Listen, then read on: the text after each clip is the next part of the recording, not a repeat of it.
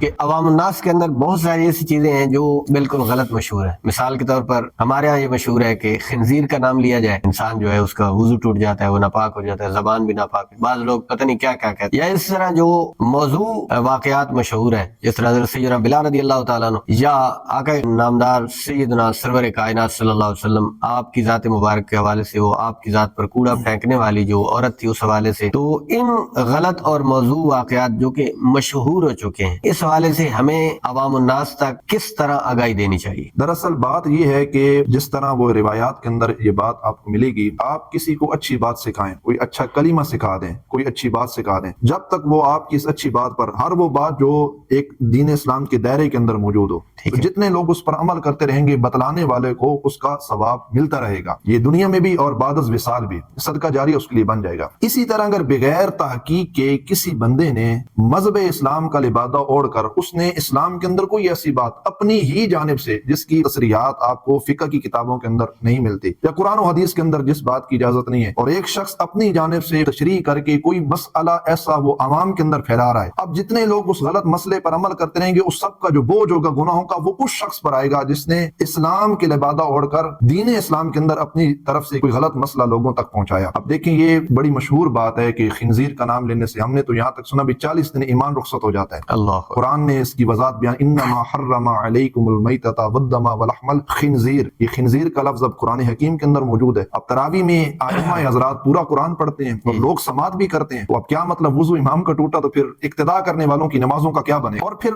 بڑی لطیف اور مزے کی بات یہ ہے کہ انہی اقتداء کرنے والوں میں کچھ لوگ ایسے ہیں جو کہتے ہیں خنزیر کا نام لینے سے وضو ٹوٹ جاتا ہے, ایمان چلا جاتا ہے. اب جس امام نے خنزیر کا نام لیا اس کو تو آپ نے ایمان سے فارغ کر دیا, تو پھر آپ اس امام کی اقتداء کیسے کر رہے ہیں؟ بلال حبشی رضی اللہ تعالیٰ عنہ کا وہ مشہور واقعہ اکثر نعت خواں حضرات بیان کرتے ہیں, قوالیوں کے اندر ہم نے اشعار سنے, کسی صحیح سند کے ساتھ روایات موجود ہیں, یہ سیرت بلال حبشی رضی اللہ تعالیٰ عنہ کا مطالعہ کی جائے اس کے اندر یہ بات موجود نہیں ہے. پھر حضرت عبداللہ ابن مسعود رضی اللہ تعالیٰ عنہ جو صحابی رسول ہیں, ان کی ایک بات انتہائی لطیف, آپ فرماتے ہیں عالم دین کے لیے جو سب سے بڑی ڈھال ہے اور وہ پردہ ہے وہ اس کلمے کے اندر موجود ہے, لا, مطلب میں جانتا نہیں ہوں. اگر کس چیز کا علم نہیں ہے تو وہ کہہ دے, تحقیق نہیں ہے تو وہ آرام سے بتلا دے کہ میں اس مسئلے کے بارے تحقیق نہیں رکھتا, میں نہیں جانتا. اور آگے آپ نے فرمایا عبداللہ ابن مسعود نے کہ کس عالم دین نے اگر غلط مسئلہ بتایا تو اس کی جو ہلاکت ہے اس سے وہ عالم بتلانے والا بھی ہلاک ہوگا. اللہ اکبر. اچھا پھر یہاں پر ایک اور بات ہے کہ آپ نے دیکھا ہوگا, آپ کسی شعبے کے ساتھ وابستہ ہیں, ہمارے بزرگ جو ہیں اکابر, وہ چاہے